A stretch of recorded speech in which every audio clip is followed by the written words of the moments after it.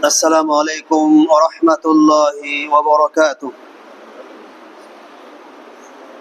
إن الحمد لله والصلاة والسلام على رسول الله وعلى آله وأصحابه ومن والاه. فأعوذ بالله من الشيطان الرجيم. إن الذين فرقوا دينهم وكانوا شيعا لست منهم في شيء إنما أمرهم إلى الله ثم ينبئهم بما كانوا يفعلون. সম্মানিত মুসল্লিবৃন্দ, প্রাণপ্রিয় উপস্থিতি, আমরা সর্বপ্রথমে সে মহান মাবুদের শানে কালিমাতু শুকর আদায় করছি, যিনি আমাদেরকে এশার সালাত জামাতের সঙ্গে আদায় করেন। পবিত্র কোরআন মাজিদের আজকের এই দর্সে বসার তৌফিক দান করেছেন। আমরা সকলে পড়ছি আলহামদুলিল্লাহ। সম্মানিত উপস্থিতি, আমরা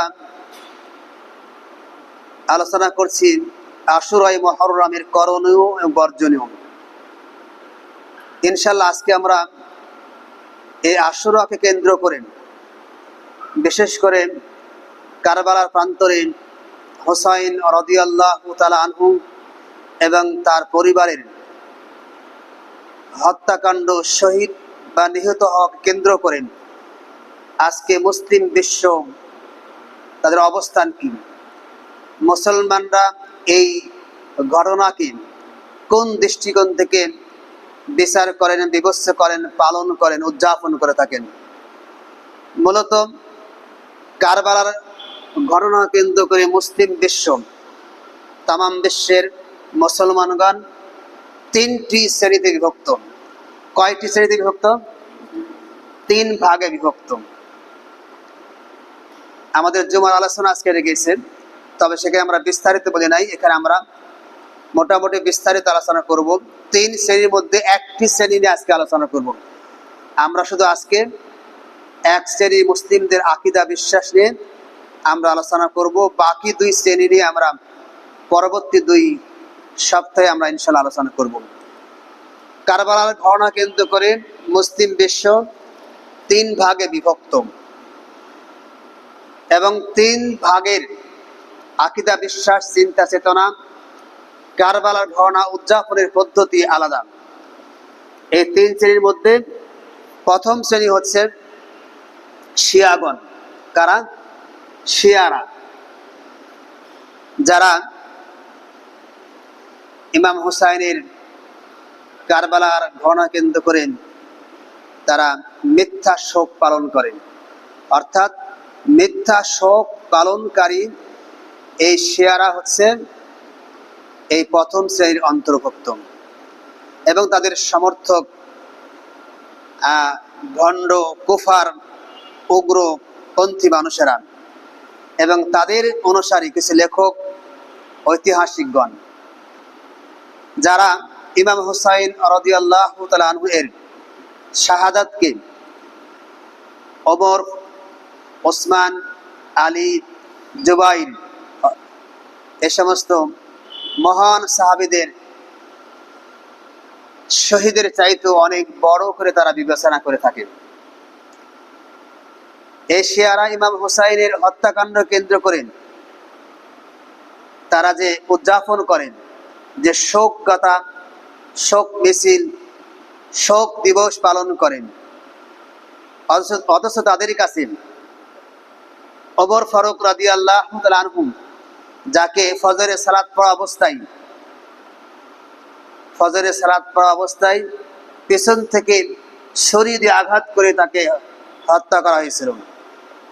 ওসমান রাদিয়াল্লাহু তাআলা আনহুকে তার নিজ বাসায় বিদ্রোহীরা ঘেরাও করেন, বাসার মধ্যে প্রবেশ করে পবিত্র কোরআন তেলাওয়াত করা অবস্থায় তাকে হত্যা করা হয়েছিল।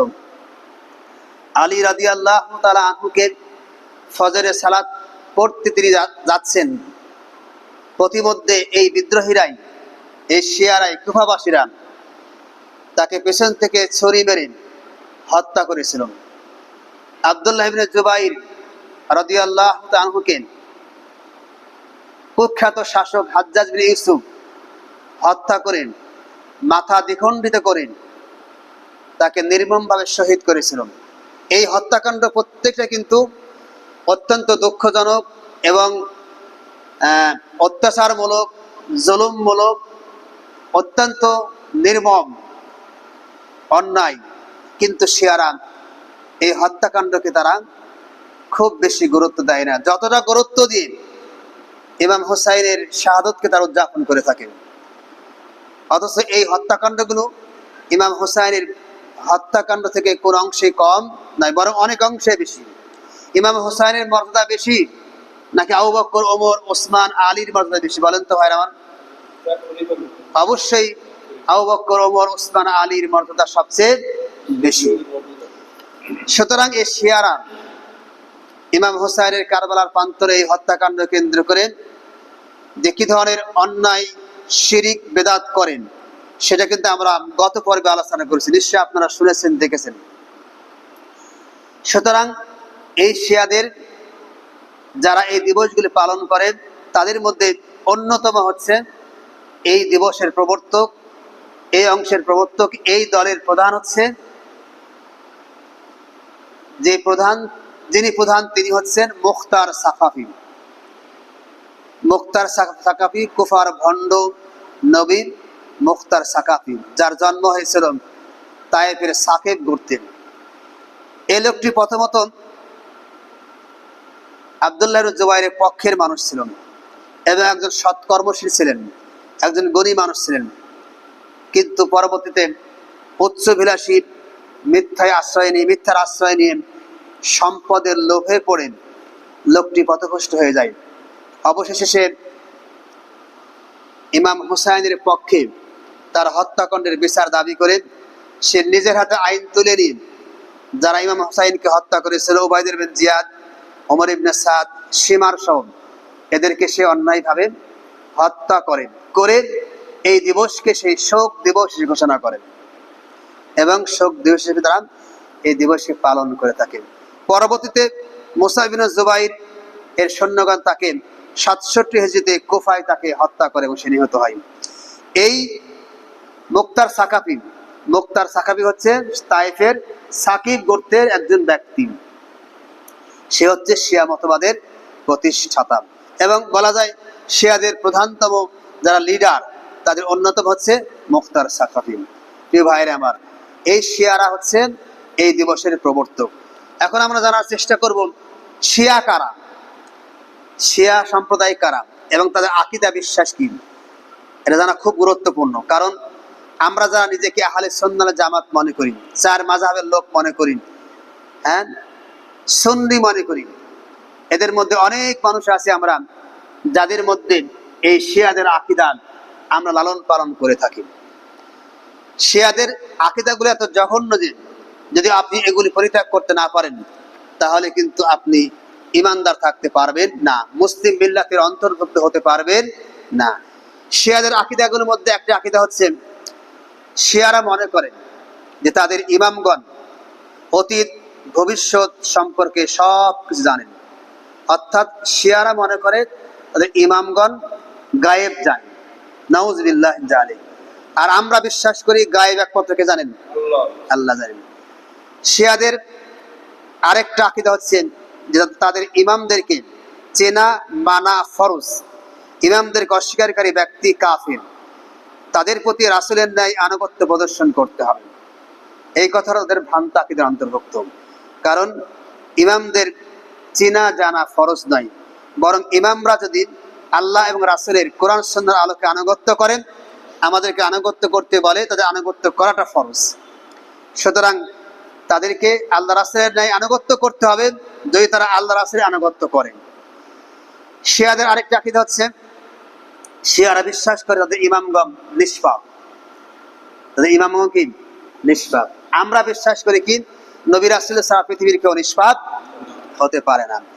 এরপরে শিয়াগণ বিশ্বাস করেন, শিয়াদের আকীদা হচ্ছে আলী রাদিয়াল্লাহু আনহু সহ মাত্র কয়েকজন সাহাবী ব্যতীত প্রথম 3 শ্রেণীর সাহাবী আবু বকর, ওমর, ওসমান সহ সকল সাহাবিগণ আল্লাহ রাসূলের ইন্তিকাল করার পরে তারা সবাই মুরতাদ কাফির হয়ে গেছে। নাউযুবিল্লাহি মিন যালিক। আমরা বিশ্বাস করি সকল সাহাবী তারা ন্যায়পরায়ণ, সত্যবাদী, তারা ঈমানের উপর টিকে ছিলেন। এরপরে শিয়াদের আরেকটি আকীদা হচ্ছে, শিয়ারা বিশ্বাস করেন হযরত জিবরাইল আলাইহিস সালাম যে কোরআন নিয়ে এসেছিলেন, সেই কোরআনের মধ্যে 17,000 আয়াত রয়েছে। কত হাজার আয়াত আছে? আমরা যে কোরআন পড়ি সেই কোরআনের আয়াত কয়টি? 66 বা 6662 মতভেদ আছে। তাহলে এই তাদের আকীদাও কি ভ্রান্ত। শিয়াদের আকীদা হচ্ছে যে তাদের নিকট একটা মাসহাফে ফাতিমি রয়েছে, মাসহাফে ফাতিমি রয়েছে, যা কোরআনের চেয়ে 3 গুণ বড়, এবং সেই মাসহাফে ফাতিমির মধ্যে আমরা যে কোরআন তেলাওয়াত করি সেই কোরআনের একটি হরফ বা একটি বিধানও সেখানে নাই। শিয়াদের আরেকটা আকীদা হচ্ছে, শিয়ারা বিশ্বাস করেন যারা সুন্নি, আমরা যারা আহলে সুন্নাত ওয়াল জামাত, তারা কাফির, তার নাফাক, তাদের জানাজার সালাত আদায় করা জায়েজ নাই, তাদের জবহ করা পশু খাওয়া অবৈধ, তারা ব্যভিচারের সন্তান, তারা বানর শকুর, তাদের হত্যা করা ওয়াজিব। নাউযুবিল্লাহি মিন যালিক। এরা শিয়ারা বিশ্বাস করেন। আমাদেরকে বলেন, শিয়াদের আরেকটি বিশ্বাস বা আকীদা হচ্ছে, তারা বিশ্বাস করে এবং তারা বলে ইমাম ও ওলিদের কবর জিয়ারত করা ফরজ, জিয়ারত ত্যাগকারী কাফির। নাউযুবিল্লাহি মিন যালিক। আমরা মনে করি কবর জিয়ারত করা ফরজ নয়। বিশেষ করে ভণ্ড ওলি বা পীরদের, শিয়াদের আকীদা বিশ্বাস করে সেটা আমাদের মধ্যে যারা পীরপন্থী আছে না, তাদের মধ্যে সেটা অনেকটা ভাইরাল হয়েছে, অনেক তাদের মধ্যে চর্চিত হয়ে থাকে।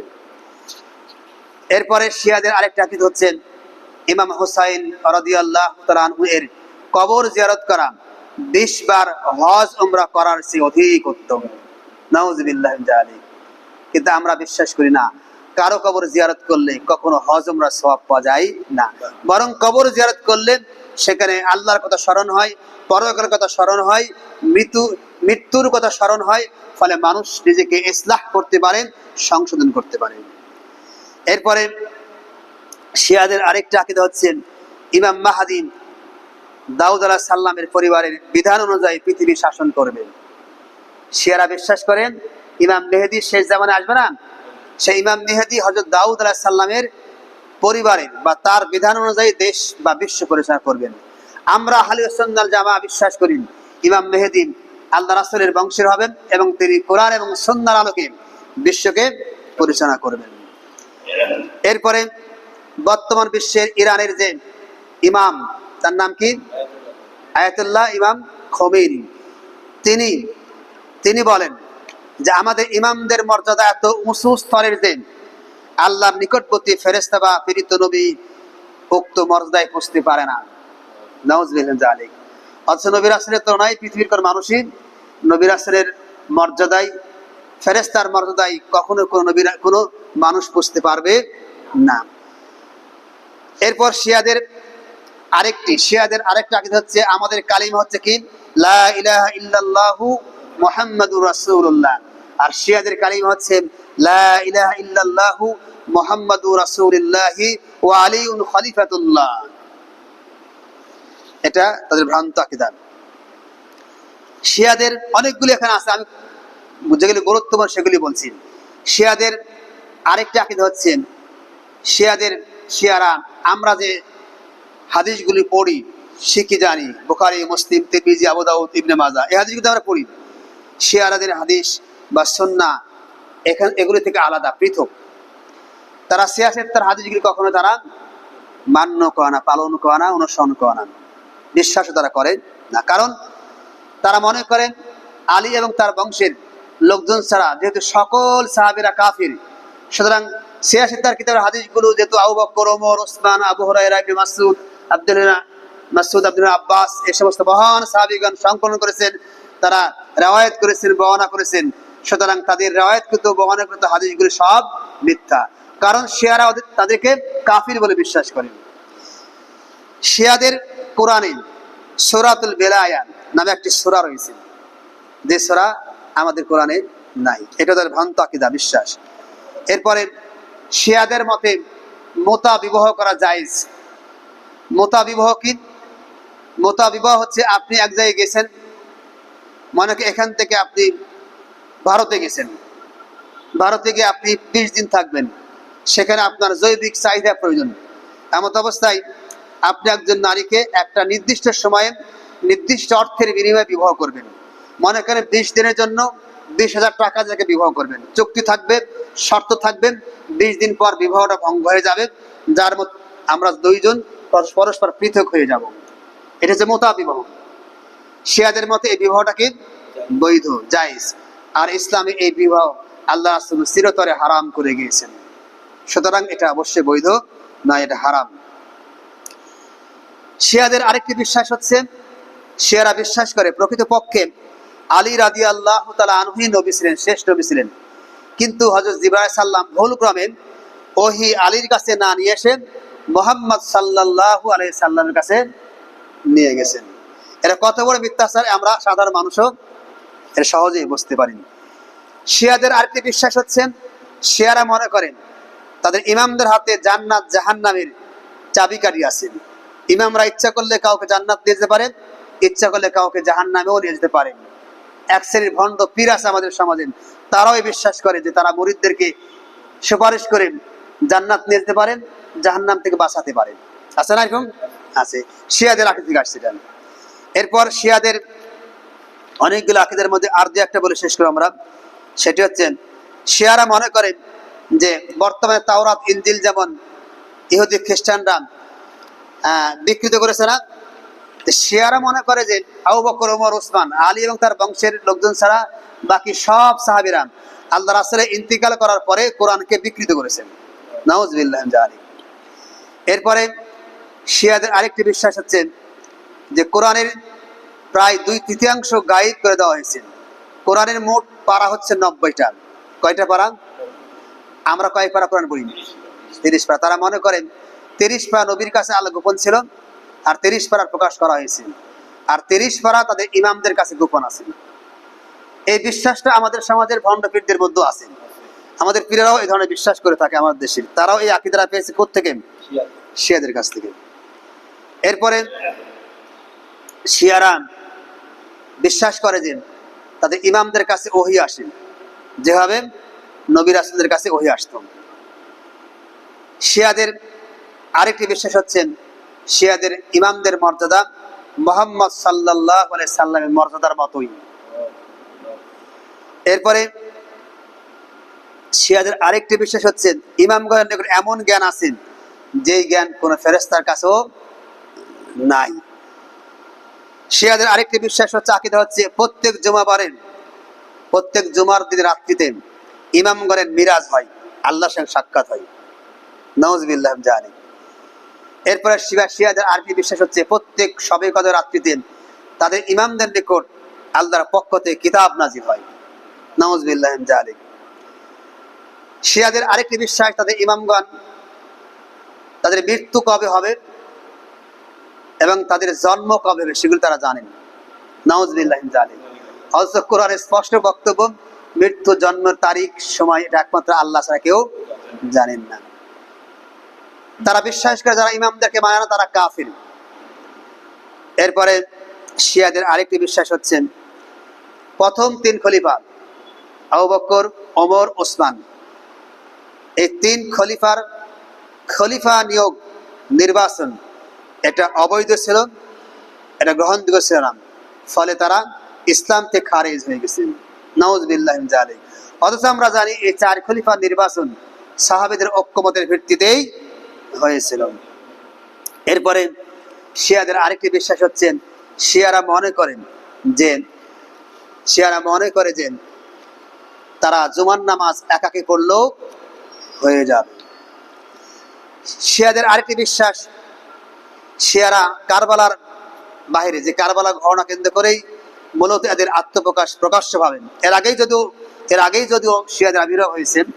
শিয়ারা কারবালার বাইরে সিজদা করার জন্য, তারা যখন কারবালার বাইরে কোথাও সিজদা করেন, তখন তারা কারবালার বিশেষ স্থানের মাটি, যেখানে ইমাম হোসাইন শহীদ হয়েছেন, সেই জায়গার মাটি সংগ্রহ করেন এবং সেই মাটি দ্বারা ছোট্ট ছোট্ট চাকতি তৈরি করেন, করে সেই চাকতিতে তারা ঠেকিয়ে সে চাকতিতে তারা সিজদা দিয়ে থাকেন। সাধারণ মাটি তারা সিজদা দেয় না। কত বড় ভ্রান্ত আকীদা হলে তারা এই কাজটি করতে পারেন। এ সমস্ত শিয়াদের আকীদা বিশ্বাস পোষণ করে শিয়াদের ব্যাপারে আহলে সুন্নাহ ওয়াল জামা, আমরা হচ্ছে আহলে সুন্নাহ ওয়াল জামা। আমরা পরবর্তী দর্শে ইনশাআল্লাহ আহলে সুন্নাহ ওয়াল জামাত নিয়ে আমরা কথা বলবো। আহলে সুন্নাহ ওয়াল জামাতের সকল ইমামদের বক্তব্য হচ্ছে কি, ইমাম মালিকের মতে যে ব্যক্তি সাহাবীদের গালি দেয় ইসলামে তার কোনো অংশ নেই। শিয়াদের ব্যাপারে বলছেন ইমাম শাফি রাহিমাহুল্লাহ বলছেন, আমি প্রবৃত্তি পূজারীদের মধ্যে শিয়াদের চাইতে সাক্ষ্যদানকারী কাউকে দেখি নাই। ইমাম আহমদ বিন হাম্বল রাহিমাহুল্লাহ তিনি বলেন, যারা আবু বকর, ওমর, ওসমান, আয়েশা সহ অন্যান্য সাহাবীদের গালি দেয় তারা ইসলামের উপর আছে বলে আমি বিশ্বাস করি না। অর্থাৎ তিনি বলছেন তার ইসলাম থেকে খারিজ। ইমাম বুখারী রাহিমাহুল্লাহ তিনি বলেন যে তারা ইসলাম থেকে খারিজ, সুতরাং তাদেরকে সালাম দেওয়া যাবে না, তাদের রোগীদের সেবা করা যাবে না, তাদের সাথে বিবাহ করা যাবে না, তাদের জানাজায় অংশগ্রহণ করা যাবে না, তাদের জবাহকৃত পশু খাওয়া যাবে না। এরপরে ইমাম ইবনে হাজম তিনি বলেন যে কোরআন পরিবর্তনের দাবিদার রাফিজিরা মুসলমানদের মধ্যে অন্তর্ভুক্ত হতে পারে না, তারা মিথ্যা ও কুফরি দিক দিয়ে ইহুদি নাসারাদের স্থলাভিষিক্ত। আমরা জানি এই কাদিয়ানা অমুসলিম না, কাদিয়ানেরা কিন্তু কোরআনের একটি আয়াতের একটি শব্দকে তারা অস্বীকার করে নাই, বরং ওই শব্দের বিকৃত ব্যাখ্যা করার কারণে তারা কিন্তু অমুসলিম হয়ে গেছেন। কোরআনে একটি আয়াতকে অস্বীকার করলে বা ভিন্ন ব্যাখ্যা করলে যে অমুসলিম হয়, তাহলে যারা কোরআনকে মানে না, গোটা কোরআনের ৬৬৬২ বা ৬৬ আয়াতকে অস্বীকার করে নিজেরা ১৭,০০০ আয়াত বিশিষ্ট কোরআন তৈরি করেছেন। বুখারী, মুসলিম, তিরমিজি, আবু দাউদ এই সমস্ত হাদিসের কিতাবকে অস্বীকার করে নিজেরা লক্ষ কোটি হাজার হাজার হাদিস, যারা জাল হাদিস তৈরি করে আমাদের মধ্যে ছড়িয়ে দিয়েছেন, তারা মুসলিম কি করে হতে পারেন? প্রশ্নই আসে না। ইমাম ইবনে তাইমিয়া বলছেন, যারা ধারণা করেন কোরআনের মধ্যে কিছু আয়াত কমতি রয়েছে বা গোপন করা হয়েছে, তাদের কুফরির ব্যাপারে কোনো মতভেদ নাই। এরপরে ইমাম জাহাবি বলেন, যারা সাহাবীদের গালি দেয়, নিন্দা করে, তারা দিন থেকে বের হয়ে যায় এবং মুসলিম মিল্লাত থেকে খারিজ। এরপরে মুহাম্মদ বিন আব্দুল ওয়াহ্হাব তিনি বলেন, যে ব্যক্তি সাহাবীগণের সবাইকে ফাসিক, অধিকাংশকে মুরতাদ হওয়ার আকীদা পোষণ করেন, সে আল্লাহ রাসূলের সাথে কুফরি করেন। আব্দুল আজিজ দেহলভী রাহিমাহুল্লাহ বলেন, আমি ইসনা আশারিয়াদের গ্রন্থসমূহ পাঠ করে নিশ্চিত হলাম যে ইসলামে শিয়াদের কোনো অংশ নাই এবং তাদের কুফরি নিশ্চিত। এইভাবে আহলে সুন্নাহ ওয়াল জামাতের প্রায় প্রত্যেকটি ইমাম, মুহাক্কিক আলেমগণ শিয়াদের ব্যাপারে এই ধরনের কথা বলেছেন। সুতরাং এই শিয়ারাই কিন্তু আজকে এই কারবালার ঘটনা কেন্দ্র করে 10ই মুহররমে তারা এই সমস্ত শিরিক এবং বেদাতগুলি তারা পালন করেন এবং সেগুলি পালন করার লক্ষ্যে লক্ষ লক্ষ শত শত কোটি কোটি হাদিস, জাল হাদিস তৈরি করেন আমাদের মধ্যে ছড়িয়ে দিয়েছেন, যাতে করে আমরাও সেগুলি নিয়ে তাদের সঙ্গে একাত্ম ঘোষণা করে আমরা পালন করে থাকি।